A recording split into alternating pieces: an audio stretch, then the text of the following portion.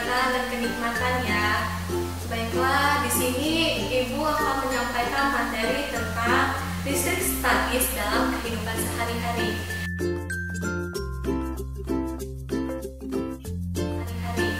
Baiklah, sebelum kita memulai pelajaran hari ini, ada lebih baiknya kita berdoa terlebih dahulu ya. Berdoa dimulai. Berdoa selesai. Nah, Ibu mau memperkenalkan diri dulu nih. Perkenalkan, nama Ibu Sally Anggraini, bisa dipanggil Ibu Sally.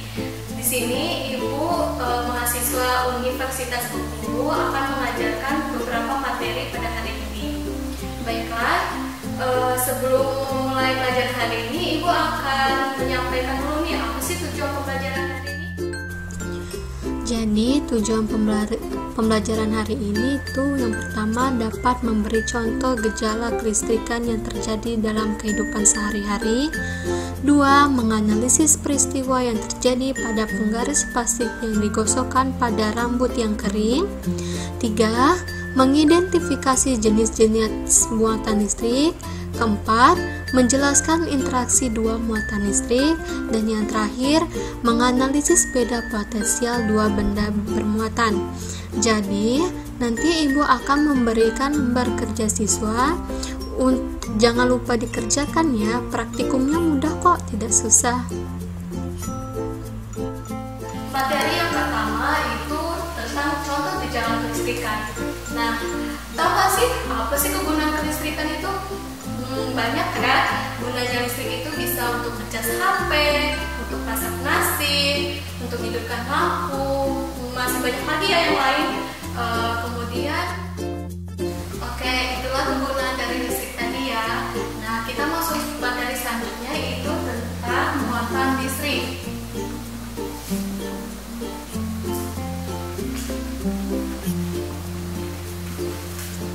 Nah, muatan listrik ini dibagi menjadi dua. Ya, dibagi menjadi dua ya. Itu ada yang sejenis dan yang tidak sejenis.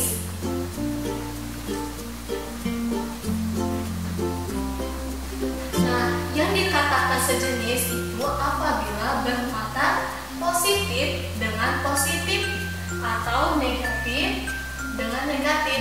Sedangkan yang tidak sejenis itu bermuatan positif dengan negatif atau negatif dengan positif. Jadi ini saling tarik menarik. Kalau ini jadi saling tolak menolak. Nah, saling tolak menolak dan tarik menarik inilah yang disebut dengan muatan listrik. Oke, paham sampai sini? Ya, semoga paham ya. Selanjutnya, dari muatan listrik ini dapat kita hubungkan dengan hukum Coulomb. Hukum Coulomb pertama kali ditemukan oleh seorang ilmuwan dari Prancis yang bernama Charles Augustin pada tahun 1785. Hukum Coulomb ini dinyatakan gaya listrik tarik-menarik atau tolak-menolak antara dua muatan listrik sebanding dengan muatan listrik masing-masing dan berbanding terbalik dengan kuadrat jarak isa antar kedua muatan listrik. Kemudian yang harus kita perhatikan lagi, terdapat beberapa kesimpulan, yakni yang pertama, semakin besar muatan listrik, maka gaya Coulomb juga semakin besar. Begitupun dengan sebaliknya ya. Dan kesimpulan yang kedua, semakin besar jarak pisah antar muatan listrik, maka gaya Coulomb juga semakin kecil. Nah, yang perlu kita perhatikan dari hukum Coulomb ini, yakni jenis muatan benda tidak mempengaruhi besarnya gaya Coulomb, hanya menunjukkan interaksi muatan listrik. Penjelasan ini tadi dapat kita simpulkan lagi bahwasanya kita mendapatkan suatu rumus yang berumus tentang hukum Coulomb, yaitu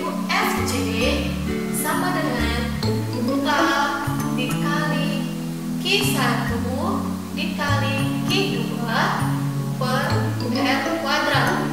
Nah, di mana FC ini gaya volume, sedangkan K konstanta. Ingat ya, nilai konstanta itu tetap, yaitu nilainya 9 dikali 10 pangkat 9. Sedangkan Q1 itu besar muatan listrik yang pertama, dan Q2 merupakan besar listrik yang kedua, dan R kuadrat itu merupakan jarak. Ya, lebih jelasnya lagi kita perhatikan contoh soal di halaman 171. Kita contoh soal ya, contoh soal halaman 171 yang nomor 1.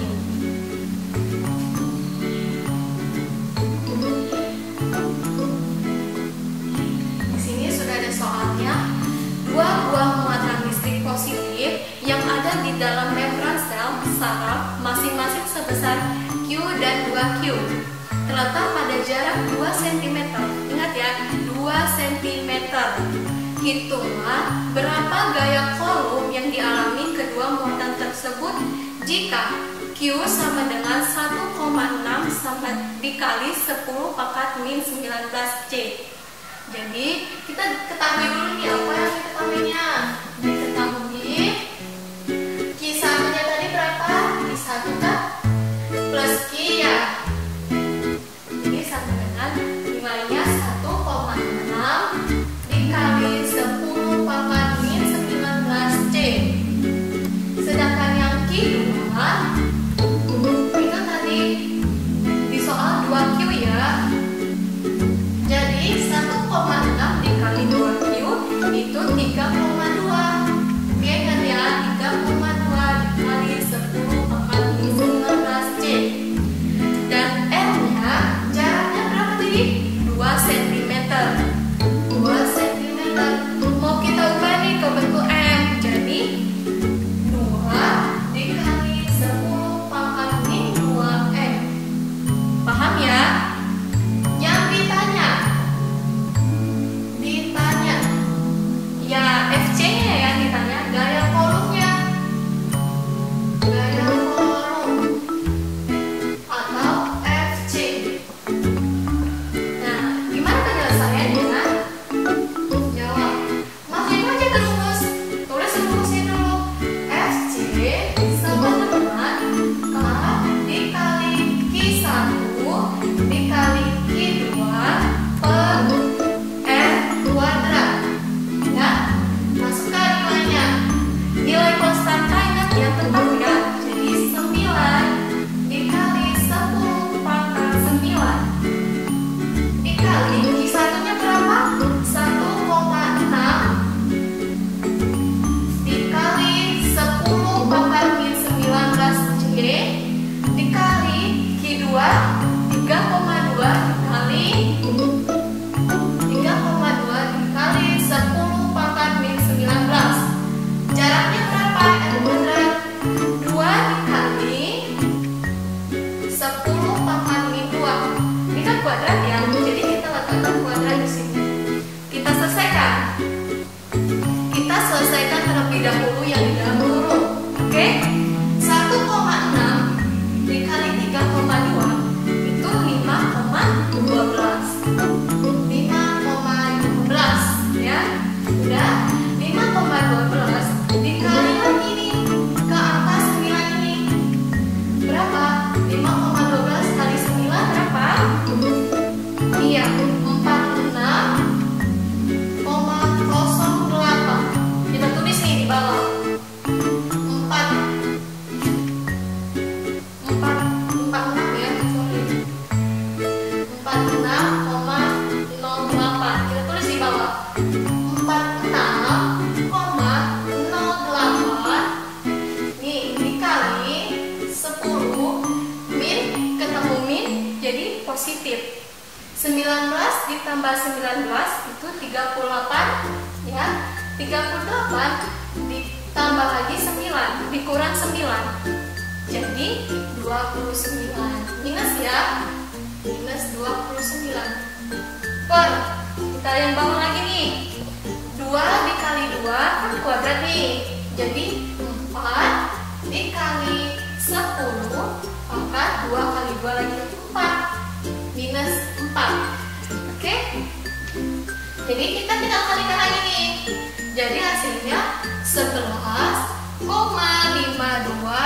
dikali, nah dikali 10. Nah, minus 29 dikurang minus 4 itu menjadi minus 25. Ya, jadi kita sederhanakan nih. Bisa kan disederhanakan menjadi 1,152 dikali 10 pangkat minus 24. Karena udah kita sederhanakan ya. Jadi nilai FC-nya itu 1,152 dikali 10 pangkat minus 24. Paham sampai sini? Semoga pahamnya yang Ibu jelaskan. Nanti Ibu akan memberikan soal, tidak sulit kok, hanya beberapa soal ya. Oke. Materi selanjutnya itu medan listrik, di mana medan listrik adalah daerah di sekitar muatan yang dapat menimbulkan gaya listrik terhadap muatan lain. Medan listrik dilukis sebagai serangkaian garis listrik yang keluar atau ke dalam muatan. Berikut adalah gambarnya. Ingat ya, jika gaya listrik keluar, maka itu bermuatan positif. Jika rangkaian listriknya ke dalam, maka itu negatif. Ingat ya, jika keluar itu positif, jika ke dalam itu negatif. Dan bagaimana jika digabungkan, maka gambarnya seperti ini. Nah, sebelah kiri positif dan sebelah kanan negatif. Menggunakan rumus E sama dengan K dikali Q per M. Ya, E ini itu medan listrik, K konstanta. Ingat nilai konstanta tadi 9 dikali 10 pangkat 9. Dan Q itu besar muatan listrik dan R itu jarak. Oke? Nah, kita langsung ke contoh soal ya, biar nggak pusing. Apa sih Bu nih? Gitu. Contoh soal di halaman 174 ya. Contoh soal. Nah, yang nomor 2, soalnya medan listrik yang dirasakan oleh muatan uji A terhadap muatan B sebesar 80 N/C. Jika jarak kedua muatan tersebut adalah 3 cm, berapakah besar muatan B? Kita cari dulu nih, diketahuinya berapa? Diketahuinya E. Yang diketahui medan listrik itu tadi berapa? 80 ya, N/C. Kemudian jarak atau R itu tadi berapa? 3 cm. Mau kita ubah nih ke bentuk M, jadi 0,03 M. Jelas ya? Yang ditanya itu besar muatan B. Besar muatan B. Jadi penyelesaiannya di sini ya.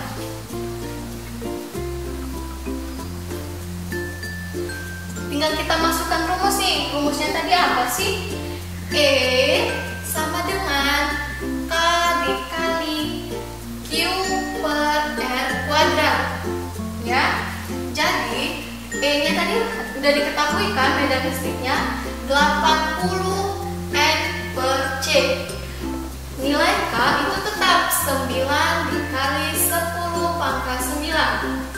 Q, nah Q ini yang ditanya, ingat ya, Q yang ditanya. Berarti di sini Q R kuadrat, jadi 0,03 kuadrat. Ya. Jadi kita pindah ruas nih. Q 80 N/C dikali 9 kali 10 pangkat 9 per 0,03 kita pangkatin menjadi 9 dikali 10 pangkat minus 4 ya. Jadi kita pecahin dulu nih yang dalam pembagian. Jadi nah udah ya tadi ini, jadi udah kita pecahkan menjadi 8 dikali 10 pangkat minus 12 C. Dan inilah hasil I-nya. Paham? Kalau nggak paham boleh kok bertanya. Sampai sejauh ini ada yang bertanyakan nggak apa-apa sama ibu ya. Nanti ibu kasih juga latihan soalnya, jangan lupa dikerjakan. Kemudian materi selanjutnya itu tentang beda potensial dan energi listrik. Kemudian materi tentang beda potensial dan energi listrik. Tahukah kalian mengapa petir itu berbahaya? Apa sih sebenarnya petir itu? Nah, orang yang pertama kali menyatakan bahwa petir terjadi akibat adanya gejala listrik statis adalah Benjamin Franklin pada tahun 1706 sampai 1790. Menurutnya, petir adalah kilatan cahaya yang muncul akibat perpindahan muatan negatif elektron antara awan dan awan atau antara awan dan bumi. Petir dapat terjadi karena adanya beda potensial yang sangat besar antara dua awan yang berbeda atau antara awan dengan bumi. Akibatnya akan terjadi lompatan muatan listrik atau perpindahan elektron secara besar-besaran dari awan ke awan atau dari awan ke bumi. Jadi dapat kita simpulkan besarnya beda potensial listrik dapat dihitung dengan membandingkan besar energi listrik yang diperlukan dengan jumlah muatan listrik yang dipindahkan dengan menggunakan rumus delta V sama dengan W per Q ya, dimana delta V itu beda potensial listrik, lambangnya volt, W energi listrik, lambangnya joule, dan Q itu muatan listrik, lambangnya coulomb ya. Kita langsung aja nih ke latihan soal. Contoh soal di halaman 177. Contoh soal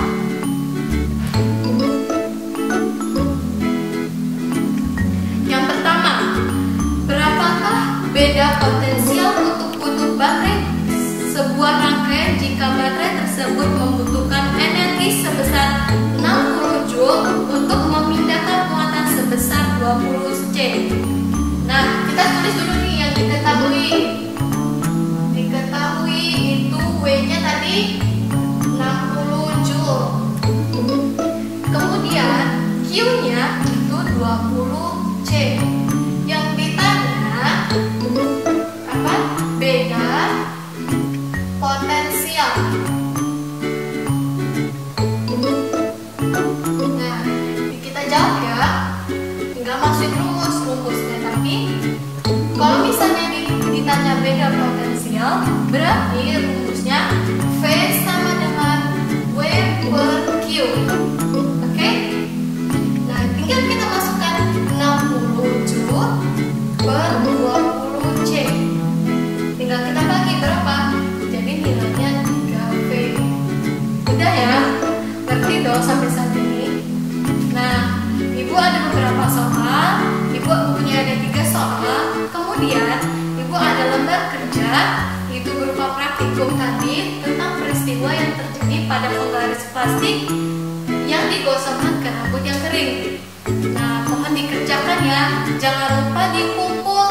Ibu tunggu ya. Mungkin materi kita sampai sini. Kalau misalnya ada yang ingin bertanya, silahkan, gak apa-apa. Sampai jumpa minggu depan. Minggu depan kita membahas tentang listrik statis dalam kehidupan sehari-hari dan apa aja sih hewan yang mengandung listrik. Ya, mungkin itu saja yang Ibu sampaikan hari ini. menjaga kesehatan